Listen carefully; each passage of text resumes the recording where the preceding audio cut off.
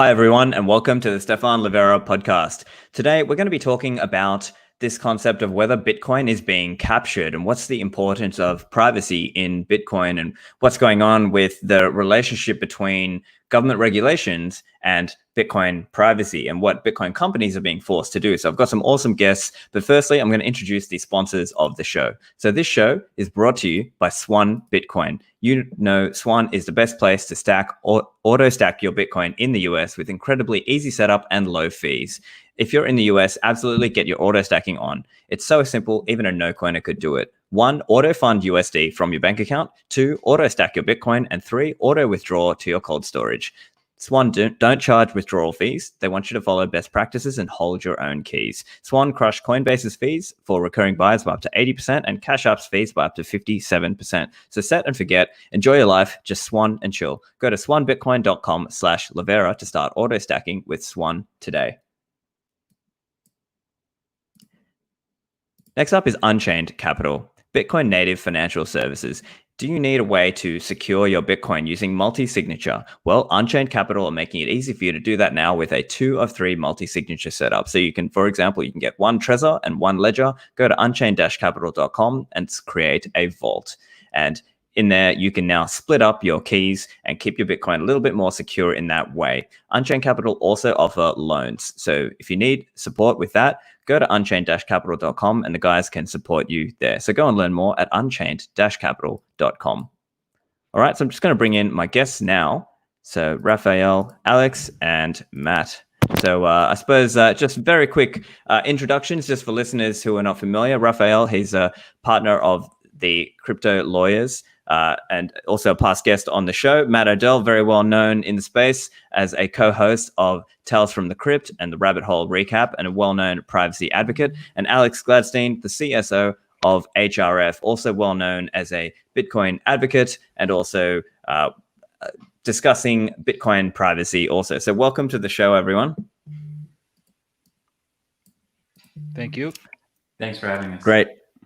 So yeah, guys. So look, we've seen some recent news around the FATF travel rule and what's going on in terms of the exchanges and what Bitcoin companies are doing in order to try and comply with the government laws, and that can obviously have an impact onto our privacy. So perhaps if we could just start with you, Rafael, maybe you could tell us a little bit about what FATF is, who are they, what's this travel rule? Sure. So the FATF, Financial Action Task Force, it's like an intergovernmental organization, right? So that means that there's a bunch of governments that cooperate on all kinds of things, probably like, military, national defense, information sharing, things like that. And so this particular task force deals with financial regulations, money laundering, things like that. And so it's relatively unaccountable, I would say, right? They're not specifically elected by, you're not electing your direct representatives there in your own country, but it's an intergovernmental organization. They do, policy work, which means they come up with suggestions, guidance, recommendations, and then if you want to be part of the FATF and stay part of the club, you need to do what they say at some point, and if you don't, then you end up on a gray list or a black list, things like that. That's the brief summary. And then the travel rule is, at least in the US, part of the Bank Secrecy Act. And in short, it just says that if a financial institution is transferring funds to another financial institution on behalf of a customer, they're required to include a whole bunch of information, right? The name, maybe a social security number, address, things like that. And so this applies, on transfers from like one bank to another bank. So the receiving bank knows where, who sent the money from the other bank. Excellent. Thank you, Rafael. And Alex, I know you had some comments around the FATF in terms of who are the members of this organization. Yeah, so I think people should be aware that this is a multi-government organization, as Rafael said, and some of those key members are dictatorships like Saudi Arabia, Turkey, Russia, and China that may, have a very particular definition of what is a good or bad transaction. And they've made their ambitions very clear that they want no transaction essentially over a very minimal amount to be outside the scope of their anti-money laundering controls. That's in their mission statement. So they really want to set up this sort of omniscient, omnipresent, all-powerful sort of like information sharing service to track not only the entire existing legacy financial system, but also all cryptocurrency and Bitcoin transactions as well. Yeah. So Matt, let's throw it to you. What are some of the practices that, let's say, a user might be wary of from an exchange perspective? Like, for example, flagging of your Bitcoin. And could you elaborate a little bit on how that's being done currently? So we talk in the Bitcoin world, we talk a lot about not your keys, not your coins, about custodial exchanges and how you have to trust the exchange. If they're holding your Bitcoin for you, you have to trust them with that Bitcoin, that it's an IOU, that you're not sure if you'll ever actually be able to redeem. I like to also frame it as you have custodial with your Bitcoin, you have custody, but you also have custodial privacy. And in that situation, you are trusting these services with your private information. And because of government regulation, a lot of times they're not even allowed to delete it if they wanted to. So you have the situation where every time you trust one of these services with your private information, and you're trusting them potentially in perpetuity. And if not in perpetuity, you're trusting them for a large period of time. And that information can be stored insecurely. It can be shared. It could leak. It could get hacked. It could be sold. And because of the way Bitcoin is set up, where there's no privacy by default there, it's a transparent ledger that's going to be there forever. That information can then be used to link to your financial transactions, your Bitcoin transactions, transactions that you might not have even made with that service specifically. Right. And so I think one of the things that's important to note is in the earlier days of Bitcoin, it was designed to be a pseudonymous system. The idea is you generate new addresses for new transactions. And nowadays, some people will say, oh, Bitcoin is really transparent. And yet it is only because of certain analysis and certain like an insight into the transactions that some of that de-anonymization is occurring. Rafael, maybe you want to touch a little bit on what some of the exchanges are doing in terms of using Bitcoin surveillance company techniques. So could you elaborate a little bit on that and what they're doing to try and comply with the FATF or FinCEN or regulator demands? Sure. Well, as far as the travel rule goes, I mean, it's kind of been, it's been a hot topic where it seems pretty clear that it would apply to crypto. There's no reason particularly why it wouldn't. I mean, the regulations were not written for crypto companies. They're written for regular banks. And, then FinCEN kind of just sticks crypto companies in there, right? In 2013, they just said, that anything that substitutes for value is good enough, basically. And so, they've kind of, it's been there, and the question was how to comply with it, if it even applied at all, which it does.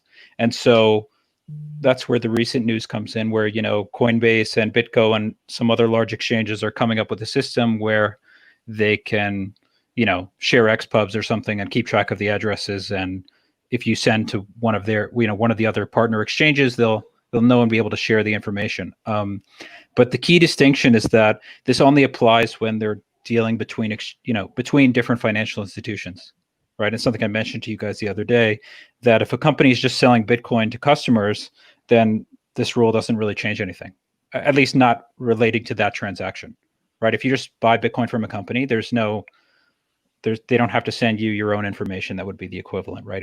If you're the recipient, it wouldn't make any sense to receive your own information. I mean, I think one of the main thing that I'm concerned about with this is that there's just going to be a ton more information sharing between exchanges. And now whatever custodial privacy risk, like Matt mentioned, you have just grew exponentially, right? I don't even know how many exchanges will eventually be part of this network. And then if they're all sharing information, it's like, you KYC'd once and now everybody on the whole planet's got it. Or, 50 exchanges in 30 countries, or it could be global, could be all the exchanges in every country eventually. Yeah. And there would be certain pieces of information that they're required to give. And I think the terminology they use is originator and beneficiary. And so I guess there would be certain pieces of information. And most of this is applying in the context where people are using an exchange as a kind of hosted wallet, correct? Where the other case is more like, I'm holding my own keys, I'm running my own Bitcoin node, I'm using my own software. I don't have to do any sort of travel rule stuff. This is more in the case where a user is using the exchange as their custodial wallet, correct? Yeah. So if you're just withdrawing from the exchange to your own wallet, then this is a non-issue, right? And eventually they're going to have to decide how they figure out, what it is you're doing. So they could do that by asking you, they could do it by comparing the addresses with other exchanges. It could be like a drop-down menu. Certain exchanges, I think Coinbase and maybe others do this already, where they ask you, what do you want to label the address as, right? Which is really a hint at like, just tell us what you're doing with your Bitcoin, And so for now, you can write whatever you want there. But, well, yeah, that's that on that. Yeah, right. And I think the difficult part here also is just like not even just the travel rule, but just broadly the AML rules and sanctions rules. They require companies to do what's called an AML risk, or a money laundering and terrorism financing risk assessment. And so then it sort of puts exchanges or financial institutions into this position where they have to try and justify to the regulator, say, yes, look, Mr. Regulator, I've done X, Y, and Z risk assessment so that I'm stopping the money laundering risk. And then the regulator will come in and say, well, no, is that enough? I want you to do more. You need to document this, or you need to implement that. And that's potentially how this industry has evolved, would you guys say? Definitely. Yeah. Yeah, and look, I guess then the obvious, there's obviously some privacy and human rights implications of this kind of behavior. If certain addresses are becoming flagged, or if they are certain high-risk transactions, then that may impact the ability of people to use Bitcoin where it's really needed. And Alex, I think you would probably be best to comment on this. Where are some instances today where, let's say, a human rights activist under an oppressive regime, where might they be using Bitcoin today, and how could this kind of practice stop them? Yeah, so I'll give you a clear example would be Hong Kong, right? So China's a member of FATF. So the Chinese Communist Party could say that, hey, these addresses owned by Hong Kong democracy support groups, which we've identified through centralized payment processors, something like BitPay. So HSBC could work with BitPay to help the CCP identify activists in Hong Kong, and they could go on a blacklist. And I think this is part of a larger understanding a larger picture, that essentially this is a trade-off, a negotiation, a partnership between companies and governments, where the governments are saying, hey, you guys can mess around with your cryptocurrency, Bitcoin stuff. In exchange, you have to play by our rules, right? And their goal is to essentially identify as much Bitcoin as possible out in the world, right? So it's a 2020 strategy. It's a strategy for the way that Bitcoin works right now. It may not work in the future if the privacy technology that I'm sure we'll dive into with Matt kind of takes off in the next few years. It's a bold move. It may fail, but it could sort of work right now. And I think the other important point to make is that these companies that are helping governments enforce these privacy violations are basically saying that they're good for Bitcoin because they're going to help Bitcoin reach more people. But they're very bad for Bitcoin because Bitcoin's ultimate value proposition is diminished if it's not freely and openly accessible for everyone. Great, yeah. Matt, do you want to just chat a little bit about what's kind of the current state of CoinJoin and Bitcoin privacy techniques versus what you think might be available in the next, say, few years? I'm just gonna sideline your question for a second. No offense. Go for it. Because I wanted to jump in earlier, but a combination of my not really realizing my mic was muted and being polite, I didn't. To what Rafael was saying earlier, like in terms of what we're looking at with this FATF and the travel rule. I see a couple things here. First of all, I see regulated services potentially opting for basically getting their users to agree as per the terms of service that every single withdrawal they make is only to themselves and that they have full responsibility for that transaction. So you can't send from a hosted wallet to any address you want. Like right now, there's a little bit of plausible deniability. You send from Cash App, maybe I'm sending to Alex, maybe I'm sending to myself, but they say, nope, that's your address. You're agreeing that that's your address you're sending it to. And any kind of history or things that happen with those coins from that point forward is then the user's responsibility. And of course, it'll be backed up with them also reporting a bunch of data to governments and data sharing agreements and whatnot. The other thing is you could take that a step further, and services that really want to cover their ass could just not let you self-custody in the first place. They could say, we will hold the coins for you like Robinhood does, or like Circle used to. We'll hold the coins for you and you can't ever withdraw. So both of those scenarios would obviously not be great, especially if you want to accumulate Bitcoin and you want to be self-sovereign about it, as we tell people to. But I can see both of those situations happening. And it's one of the assumptions that I've been operating under for years now, because I just think, like, depending where you live, and we've seen in some countries already, there are clampdowns that prevent you from getting your Bitcoin.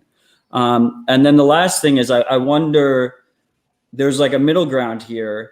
Coinbase, for instance, has a non-custodial wallet that they call, just to confuse people, Coinbase Wallet, which is a completely non-custodial product, but it uses their node infrastructure. So they see every single transaction you make on that wallet. It supports all their shit coins, but it also supports Bitcoin.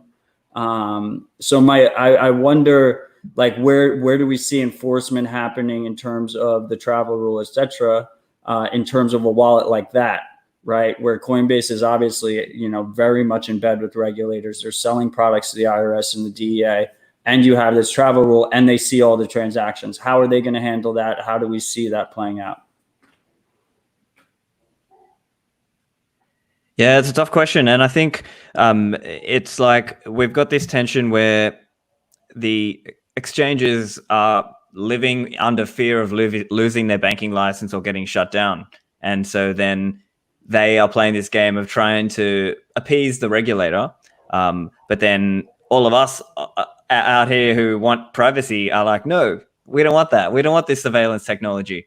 And so I guess my question then is, how much of this is kind of shooting the messenger, right? Like, is it just that, they've been, like, really the root cause is kind of these regulations that pushed and gave so much power to the regulators in the first place, or FATF that is continually trying to raise the surveillance requirements.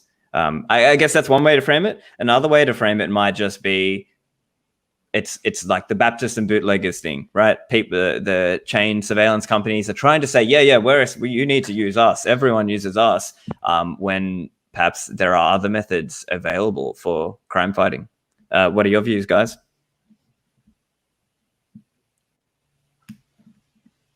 Rafael. Everyone's so polite around here. Oh, sure. So just to add to what Matt said earlier about the terms of service and agreeing to only withdraw to your own wallet, a lot of companies do that already, and they do it because they want to avoid having to get money transmitter licenses, right? Because in general in the US, if you accept money from someone and you're sending it to a third party, then you need to get a money transmitter license, right? But if you're just selling them Bitcoin, no money transmitter license.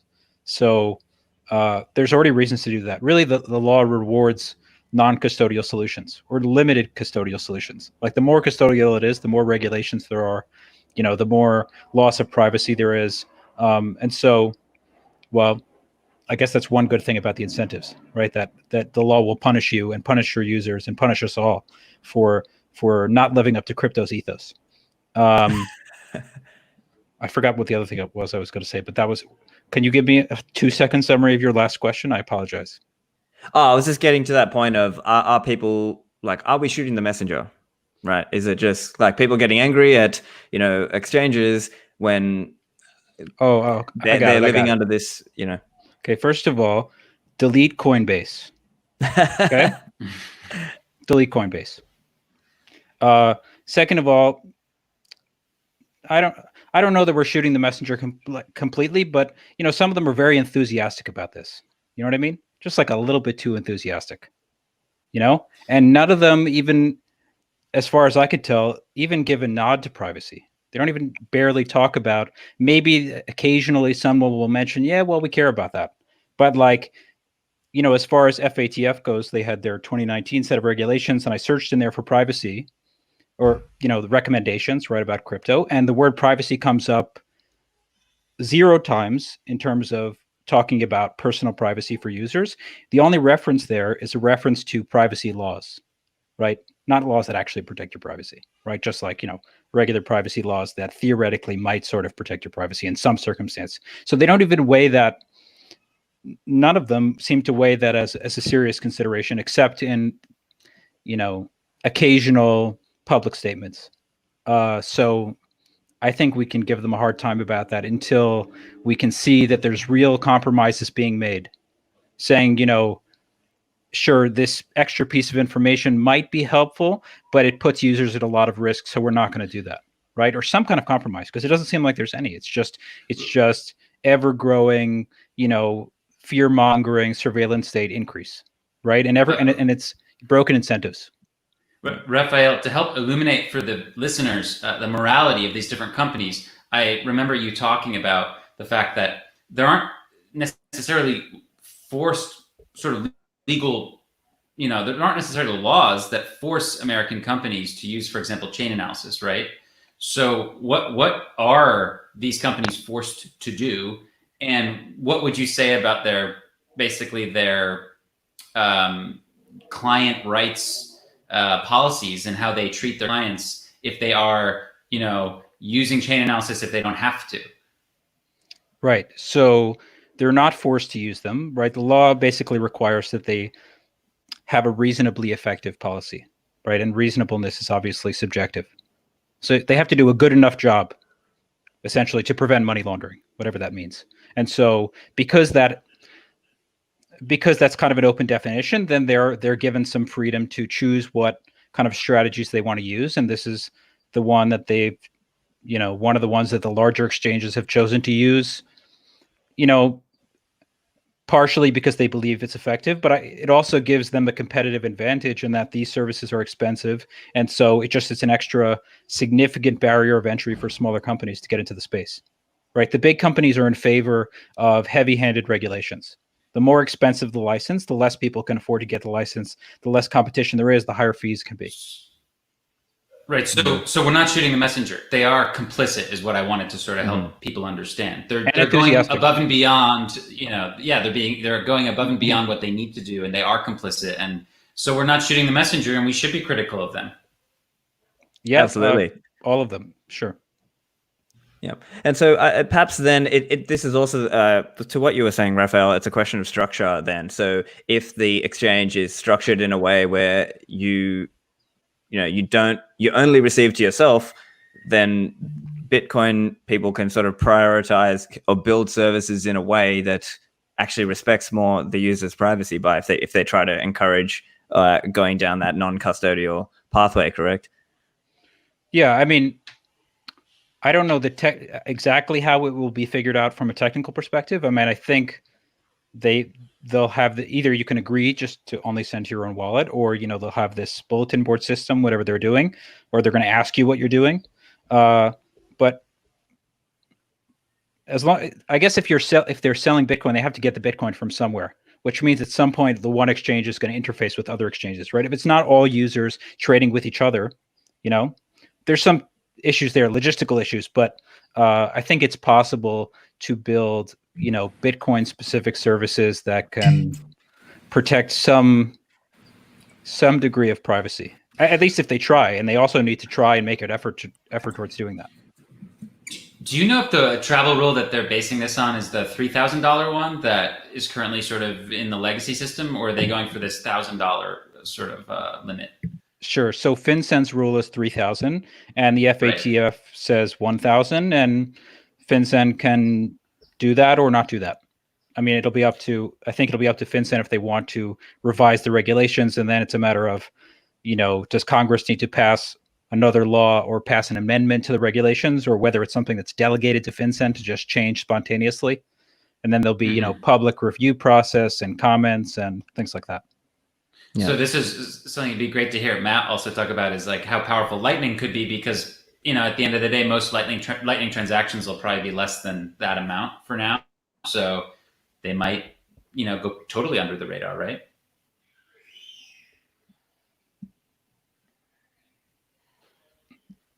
Am I supposed to respond here? Yeah, we were just saying, what are your thoughts around the use of Lightning? I was listening. I think, Lightning provides a lot of privacy, a lot of privacy.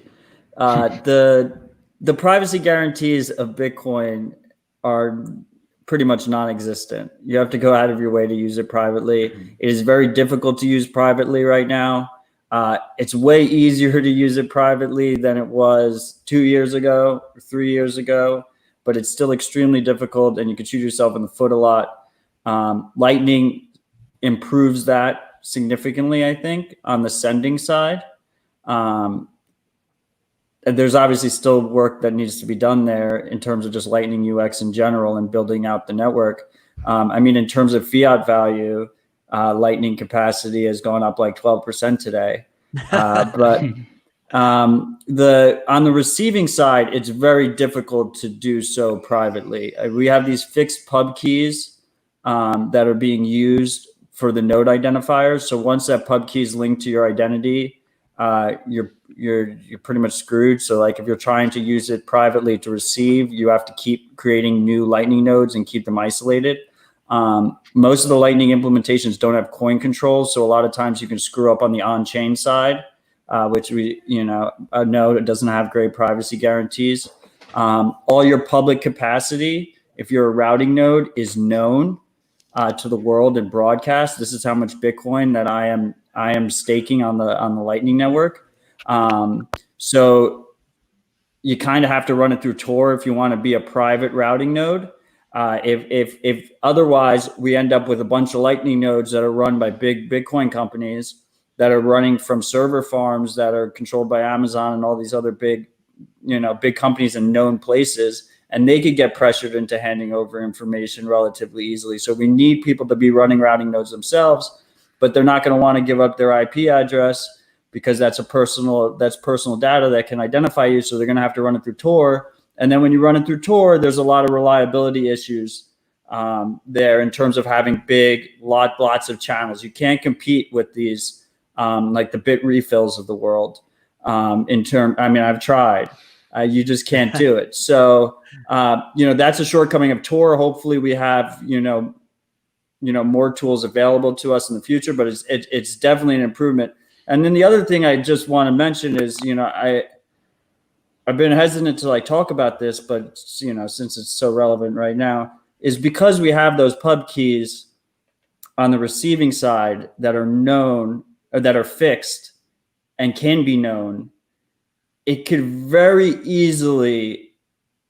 My framework basically is there's some people that like to petition and lobby regulators. I just assume regulators are just going to fuck our privacy constantly, no matter what. And I think you have to build tools that make it more difficult and protect people. But I see an end game where regulated Lightning companies have to know the pub key they're sending it to, right? And then you have all of a sudden whitelisting, blacklisting of pub keys. It is almost way easier than doing it on chain. So there's definitely some nuances there.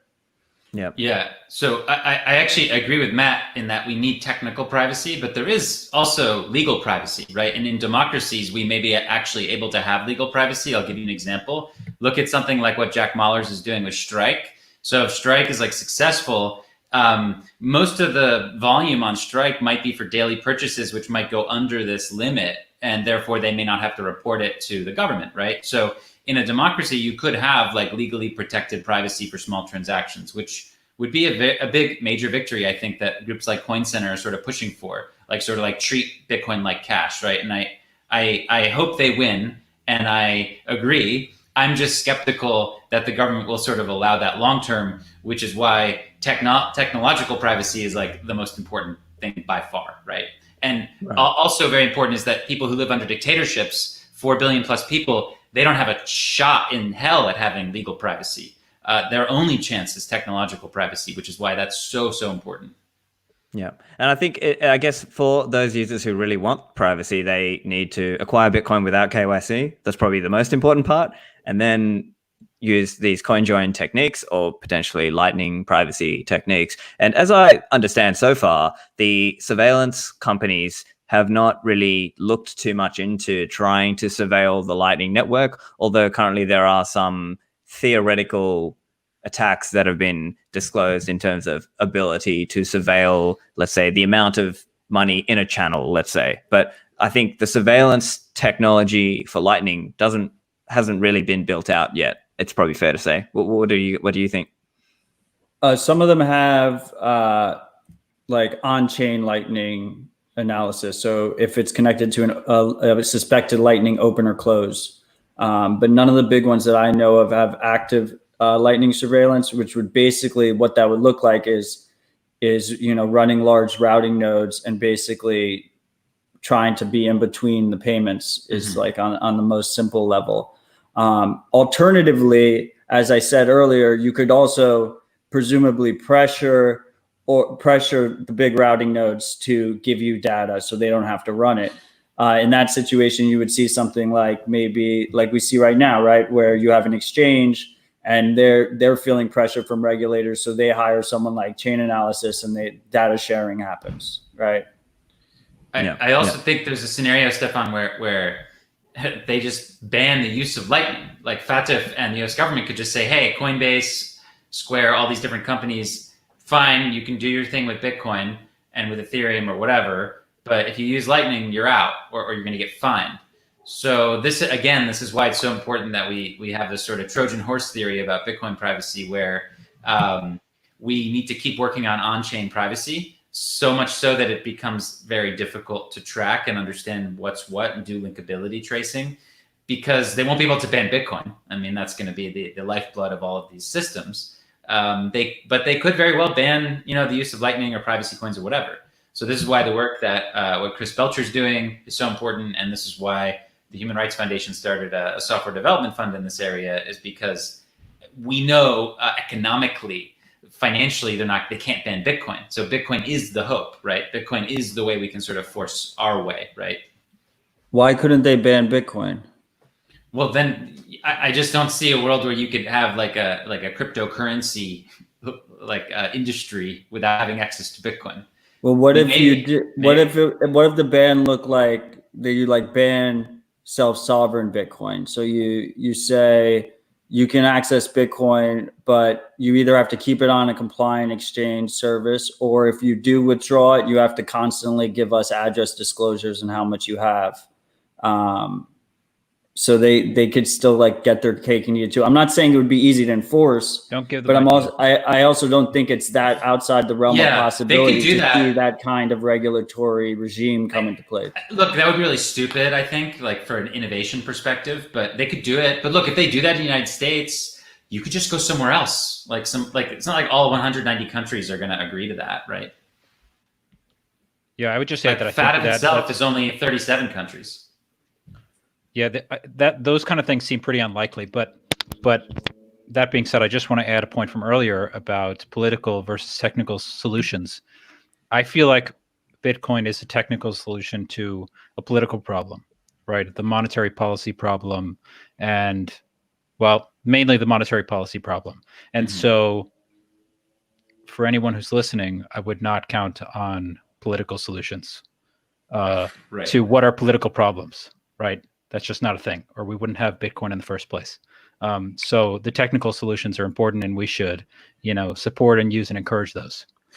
Right. This is why I think that organizations that care about financial privacy should be focusing on protecting Bitcoin, as opposed to trying to convince regulators to make central bank digital currencies that protect people's privacy, because I just don't think it's happening.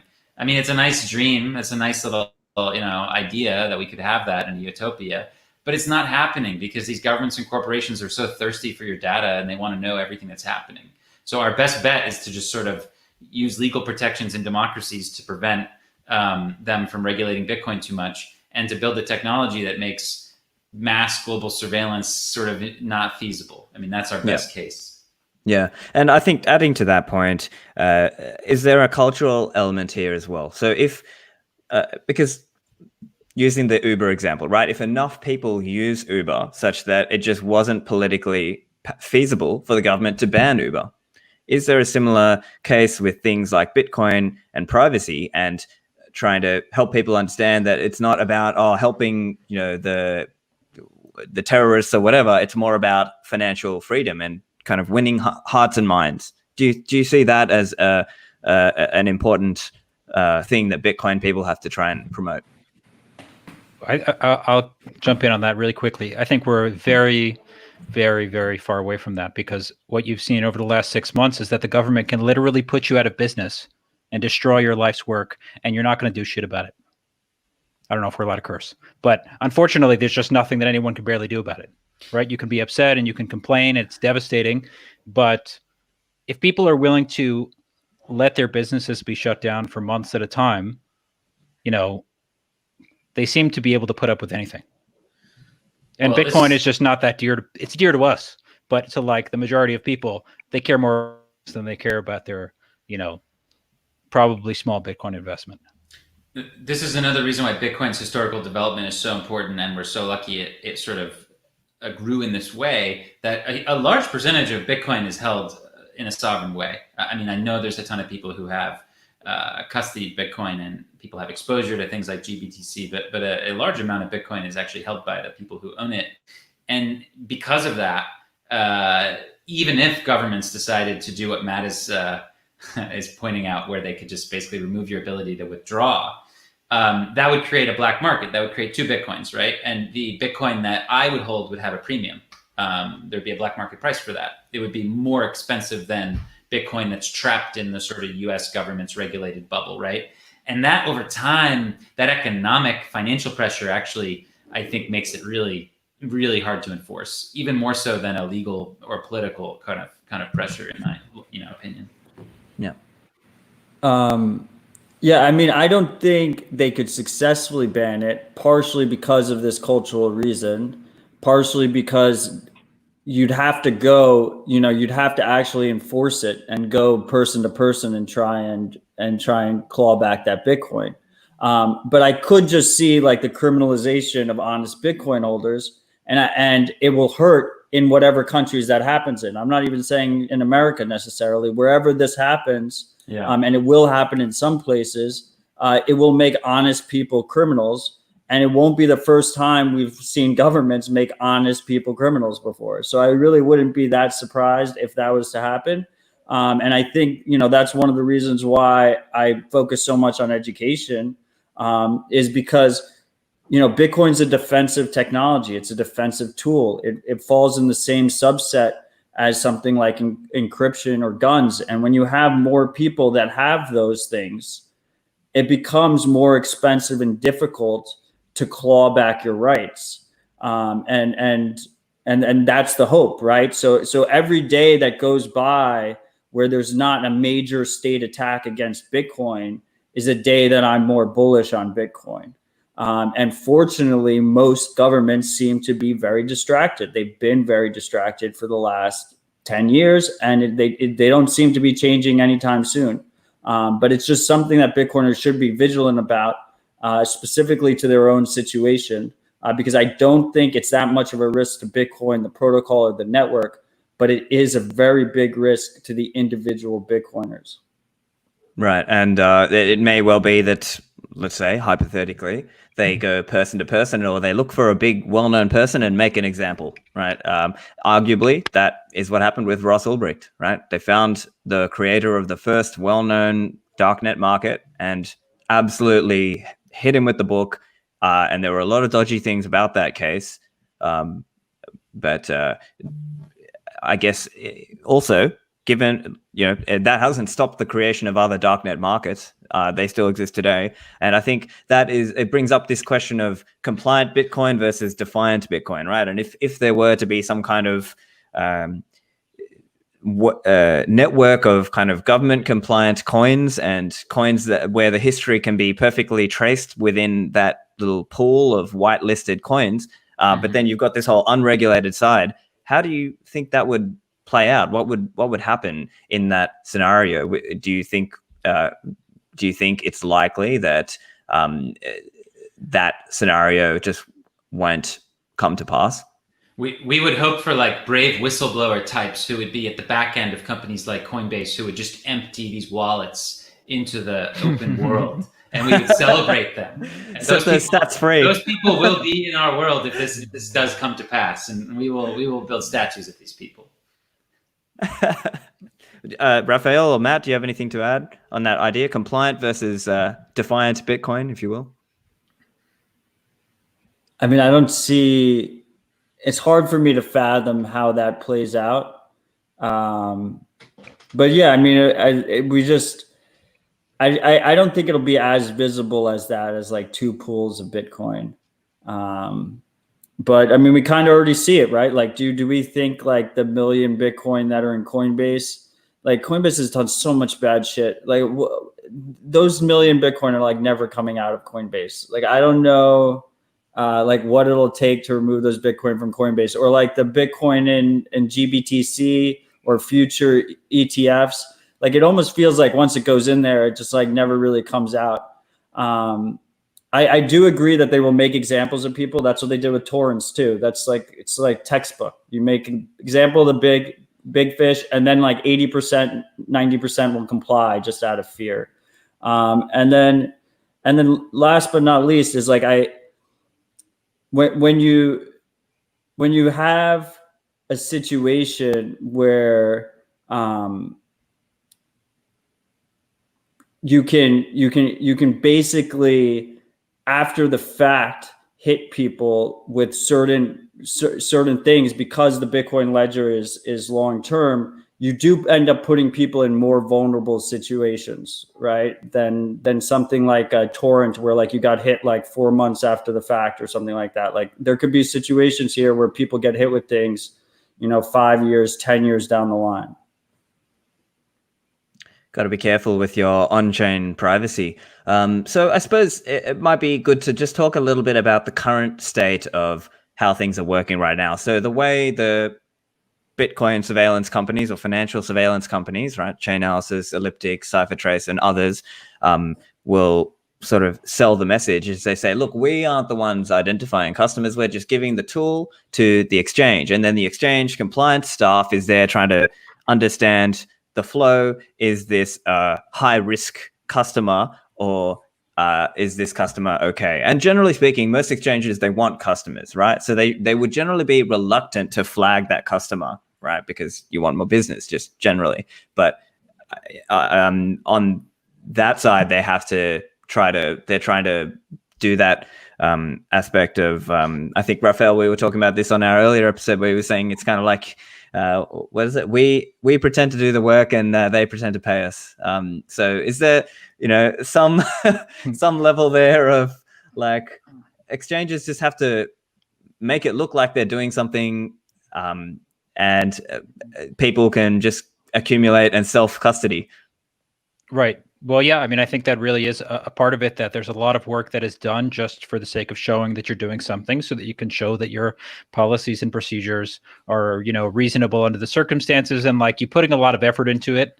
And, if the government comes to inspect you, then they could say, well, they look like they're doing a lot of things. So that seems like good, right? More is better than less. There really is some of that because, there's some people in the government that are sophisticated and thoughtful, especially at FinCEN, that I think understand how Bitcoin works. They had their 2019 guidance where they like understand what mixers are and CoinJoin and stuff like that.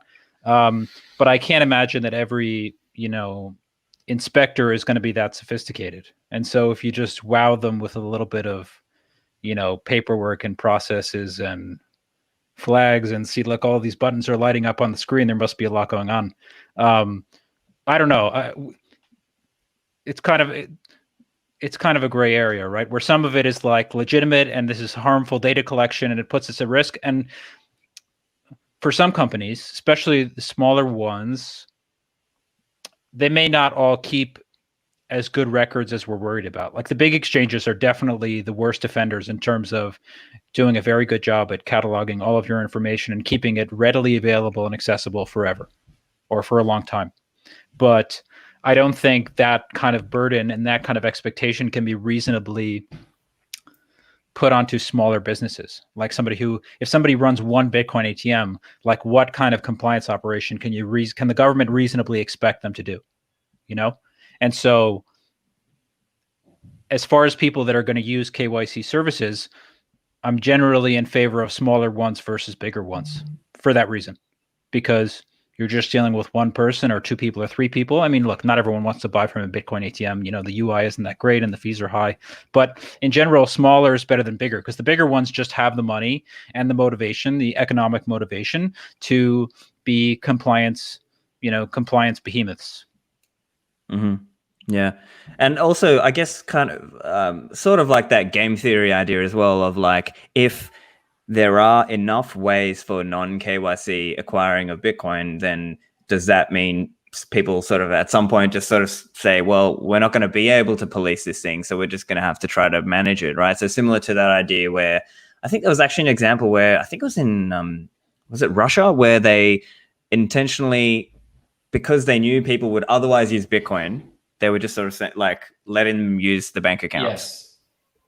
Yeah, no, that's like a sort of effect that Bitcoin has on government officials. They realize that, or they will realize in the future as Bitcoin becomes more popular, they're starting to realize now, that if they restrict the legacy financial system, people will just go to use Bitcoin where it's harder for them to know what's going on. So what they end up doing is loosening restrictions on the legacy system, which is good. So it's almost like this sort of latent effect that Bitcoin has that we're just realizing, which is great. But I would say that like maybe in the future we look back at now as like sort of like a mini golden age where Bitcoin is fungible. Like there's not like discount Bitcoin you can buy that's like been tainted, that like doesn't really exist. And it's legally protected in democracies like the United States to work on open source software. It's free speech. Maybe not so much in dictatorships, but for huge parts of the world, it's legally protected activity to work on open source software. And the open source software itself is not, at risk of the same regulations as centralized software.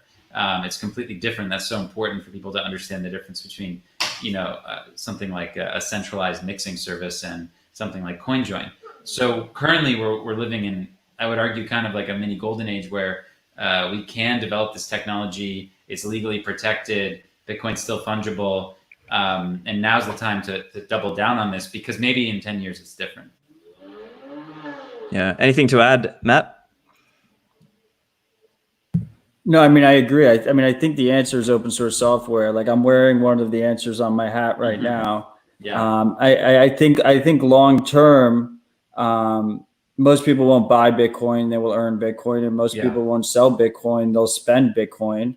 And if they use a self-sovereign way of doing that, like BTC Pay Server, then it becomes really difficult to enforce any kind of KYC and information collection at that point. Then you're going like store to store, bodega to bodega to get them to do it, which is similar to what we see with cash right now, where there's large portions of cash, the cash economy go unreported. And they literally would have to do like sting operations on individual small businesses to try and enforce anything. But it's that time before that happens where we're extra vulnerable, particularly as Bitcoiners. And I think that's where like a lot of my concern stems from, because I mean, I would guess that, maybe 80 to 90% of new coiners, new Bitcoiners coming in are going in through KYC exchanges. Or at least using some kind of KYC service. And sometimes people are using multiple. They buy on one exchange and then they do one of those leverage products or something on a different thing, or maybe they decide to go trade some shit coins. And that's not the only information leaking. So when you like combine all this stuff together, like a big thing in privacy is anonymity loves company. And you need a crowd of people all doing it for any individual to have some success in being private themselves. If you're the only person wearing a mask in a crowd of people, they can easily track you through that crowd. But if everyone's wearing the same mask, then it becomes a lot more difficult. And then, so we need people to actually care about it, to try and avoid KYC at all costs, at least reduce the amount of KYC services you use. I'm not sure if I'm sold on Rafael's idea of smaller services versus bigger services. I think it goes both ways. There's no one size fits all answer, right? But some of these smaller services, who knows how they're securing your data. You have a lot of situations where those are the ones that end up stealing coins, so who knows what's going on with privacy as well. So I don't think there's like a one size fits all there. You just want to just avoid it in general as much as possible. Yeah. In terms of technologies, go on. I was just going to say one potentially powerful ally here is remittances, which I'm learning more and more about, and obviously is driving a large part of this exponential growth of Bitcoin in emerging markets. And one of the reasons you would use Bitcoin for remittances is to go outside of the system, right? So it is interesting that one of the big use cases for Bitcoin today relies on being outside of the SWIFT system, being outside of these very regulated systems. So that's something that's going to be interesting to track moving forward. Again, if you live in America and are remitting back to Mexico, and you have to use Western Union to get money back to your family in a small town, the reason, again, to use Bitcoin would be to go around that and to not be part of that, to be part of a parallel system. And, privacy is not your objective, but as Matt says, anonymity loves company, and, you're helping by being part of the, of the non-KYC activity. So this is a powerful force, the need for people to remit more cheaply and without restriction. So hopefully it'll be a good ally for us moving forward. And that's another thing that I wanted to mention, which is kind of tangential there, is, it depends on the user and what the user's situation is and what their threat model is.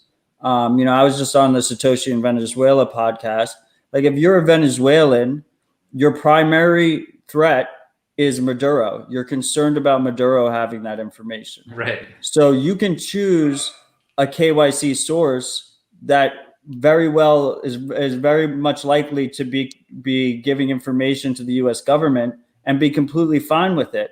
You have to ask yourself, do I trust this source to secure this information from Maduro? And then so depending on who the Bitcoin user is, there's different trade-offs and different, things you need to consider there. Mm-hmm. Yeah.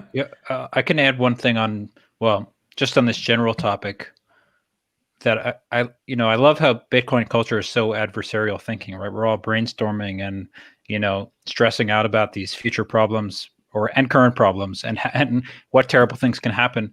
But I think it might be worth remembering, even though we should stay vigilant, that the government may not be as smart and as all-knowing as they come off, or they seem, or they want us to know. And I remember something at one point I was talking with the DOJ and the IRS and the FBI all together on one phone call, and they were asking me questions, info I needed to give them about one of my clients. And I was like, why are you asking me this when you already obviously know all this information? You can hear all of his phone calls and you can definitely get access to all this other stuff. Why are you even asking me? I just assume you know all this stuff already. And they're like, that's exactly what we want you to think.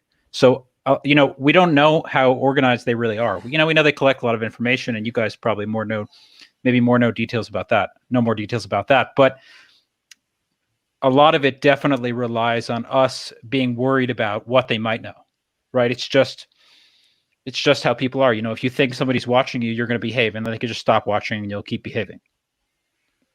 And that's, I think that's definitely real in Bitcoin, because we hear bits and pieces about how far along they are, and they make examples out of people, but we don't know, unless you're on the inside, we just don't know how far along they are, right? And how big of a threat this is, and if they're considering any of these things, and if banning Bitcoin or banning self-custody, if anyone in the government has ever mentioned that as a serious possibility.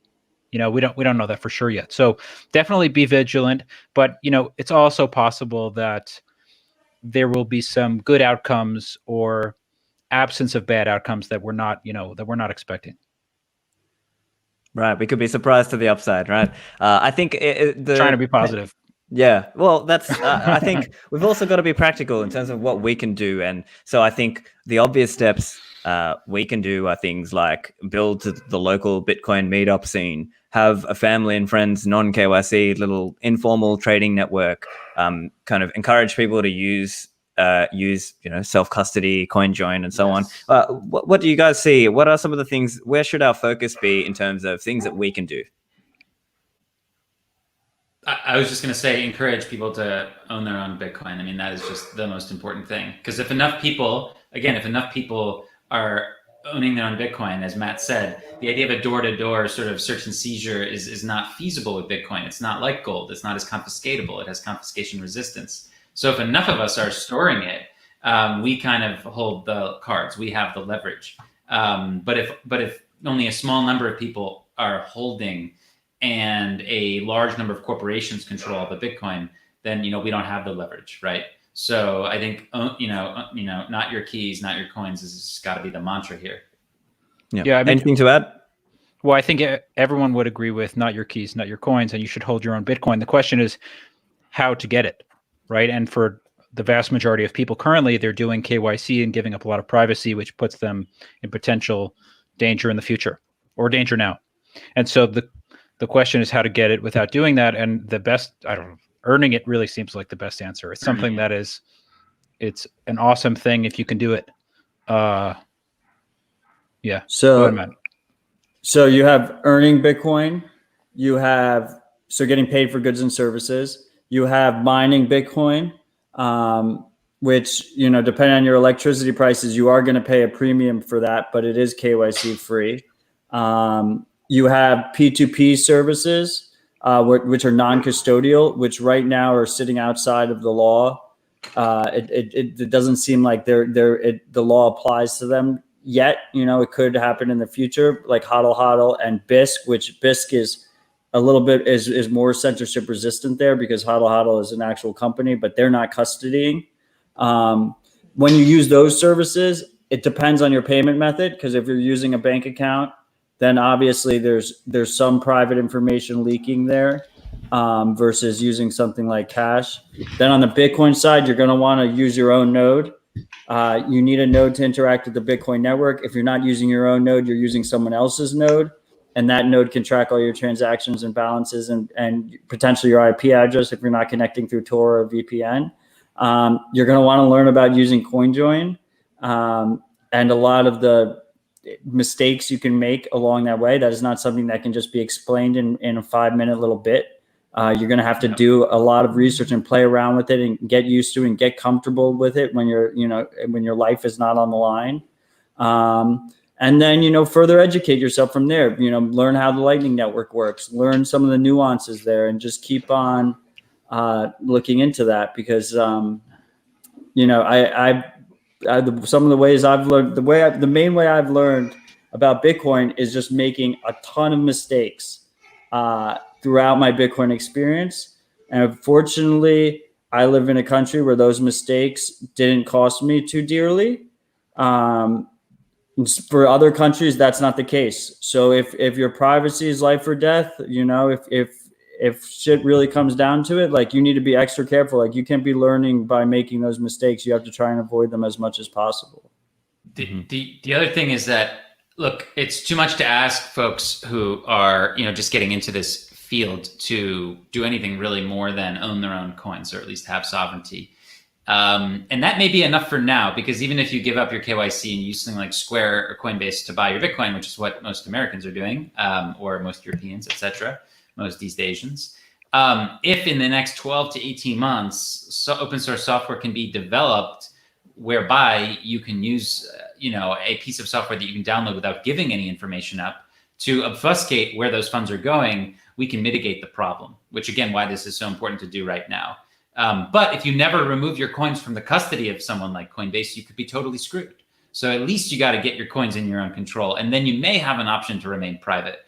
We're not guaranteeing it. And as Matt's saying, it's really hard right now, but maybe it'll get better in the next couple of years. And the other concluding thought I had is just the FATF is like one of the worst of these, like, TFTC, alphabet soup organizations. I mean, it's right up there with the UN Human Rights Council and the World Health Organization. I mean, this thing, again, it's run by Saudi Arabia and Turkey and Russia and China, and they're going to use this thing to go after dissidents and human rights activists. So we should be like very anti-FATF, and any company that works with the FATF or to bring your company to the standards of FATF needs to be seen as a mercenary. And we just have to shame them and force them to talk about themselves in an honest way, that they are sort of surveillance companies and not sort of chain analysis companies or compliance companies. Make them come out from behind that sort of like fig leaf and expose themselves, right? That's really important. Excellent. I totally agree with you there. And Alex, maybe you just want to tell the listeners as well about your HRF, the fund, where if they would like to donate for privacy. Can you tell us about that? Yeah, sure. So we just wanted to throw our hat in the ring as a human rights group donating to open source Bitcoin software development. There's a lot of great companies out there doing it, but we wanted to sort of encourage the nonprofit space and the human rights space to get more involved. Our first gift was to Chris Belcher for his work on CoinSwap. We're going to be announcing some more gifts this coming month in the areas of privacy and resilience and decentralization. Hopefully it's an effort that allows us to make a new gift or set of gifts every quarter or so. And we're very excited about it. So folks can visit href.org/devfund if they want to learn more. Excellent. And yeah, guys, look, I think that's about all we've got time for. So if everyone could just let the listeners know where we can find you. Rafael, do you want to go first? Sure. On Twitter, I'm CA Crypto Lawyer. You can see it on the screen there. It should be, I think it pops up on your side. And my website is thecryptolawyers.com. Excellent. Matt? First of all, thanks for having me. I have a weekly podcast, Tales from the Crypt with Marty Bent, Rabbit Hole Recap. You can just look that up, Tales from the Crypt, in your favorite podcast app. All my links are at mattodell.com. And you can find me on Twitter at matt_Odell. Excellent. And Alex, where can we find you? Yeah, first of all, thanks for having me. If you're listening, you should continue to listen to Stefan's show and Matt's show, and that's pretty much all you're going to need to be a very well-educated Bitcoiner and take your freedom into your own hands. You can find me at Gladstein, Gladstein, on Twitter, and you can follow the work of the Human Rights Foundation at href.org or href on Twitter. Fantastic. Well, thank you all for joining me. I really enjoyed chatting with you. And listeners, you can find me at stefanlivera.com. Make sure you share if you enjoyed it.